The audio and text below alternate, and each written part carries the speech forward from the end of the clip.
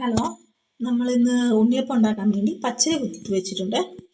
അപ്പം നമുക്ക് അടുത്തതായിട്ട് ശർക്കര പാനിയാക്കണം. അതിൻ്റെ അകത്തോട്ട് കുറച്ച് വെള്ളം ഒഴിച്ച് ശർക്കര ഇട്ട് നമുക്ക് പാനിയാക്കാം. ശർക്കര തിളച്ചു ഉരുകിക്കൊണ്ടിരിക്കുകയാണ്. ഇത് അരിച്ചെടുക്കാം.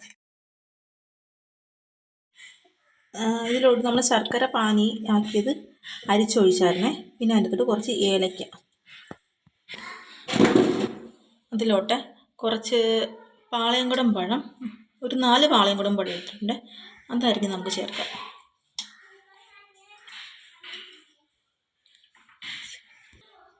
ഒരു 4 പഴുത്ത പാളയംകുടം പഴമാണ് നമ്മൾ ഇതിൻ്റെ അകത്തോട്ട് ചേർത്ത് കേട്ടോ.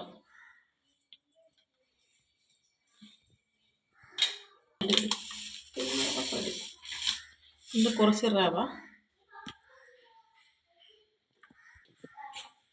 കൂടി ഇതെല്ലാം കൂടി നമുക്ക് നന്നായിട്ട് അരച്ചെടുക്കാം. ഇത് നമ്മൾ അരച്ച് വെച്ചിട്ടുണ്ട്. ഇത് നമുക്ക് 2 മണിക്കൂർ റെസ്റ്റ് ചെയ്യാൻ വെക്കാം കേട്ടോ.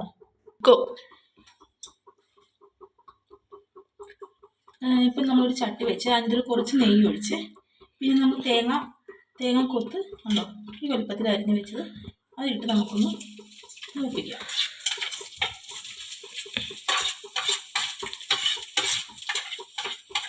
കുറച്ച് എള്ളും കൂടി നമുക്കിടാതെ ഇതിലോട്ട് കുറച്ച് എള്ളിട്ട് കേട്ടോ.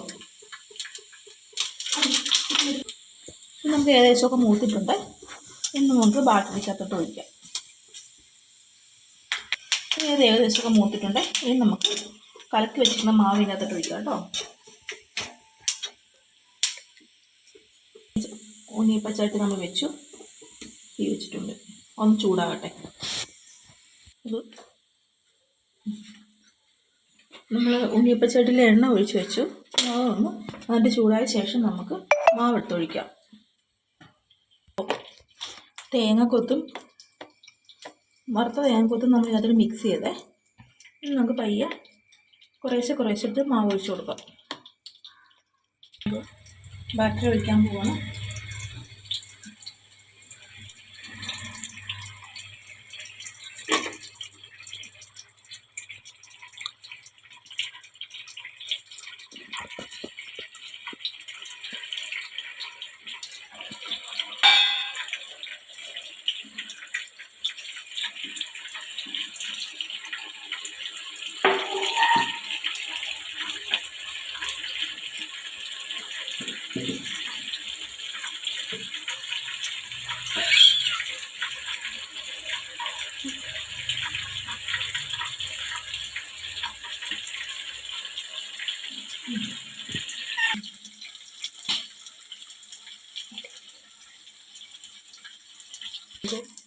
ഇതെല്ലാം നമുക്കൊന്ന് മറിച്ചിടാവേ.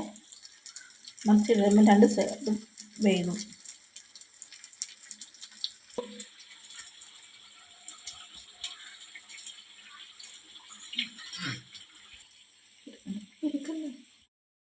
നമ്മുടെ ഉണ്ണിയപ്പം റെഡിയായേ, കണ്ടോ. ഇതാണ് നമ്മുടെ ഉണ്ണിയപ്പം.